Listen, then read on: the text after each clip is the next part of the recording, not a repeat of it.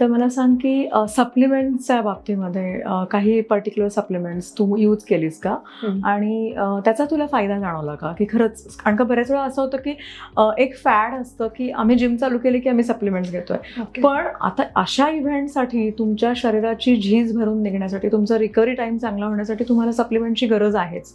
तर तू असे काही यूज केलेस का? ॲक्च्युली जेव्हा हे एन्ड्युरन्सचे स्पोर्ट्स तुम्ही मनात ठरवता की तुम्हाला करायचं आहे, तर तेव्हा तुमचा मसल लॉस खूप होतो आणि हा इझिली रिप्लेसेबल नसतो. तर त्याच्यासाठी तुमचा प्रोटीन इंटेक खूप चांगला लागतो.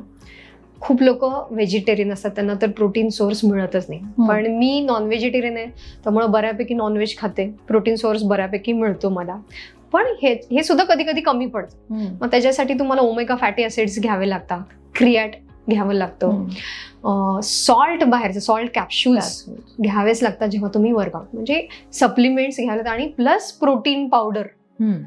सो रेग्युलरली म्हण, पण जेव्हा रेस रजिस्टर करतो तेव्हा शेवटच्या 6 महिने म्हण, 5-6 महिने म्हण, so protein 1 to 2 scoop protein powder घेते, वे प्रोटीन घेते.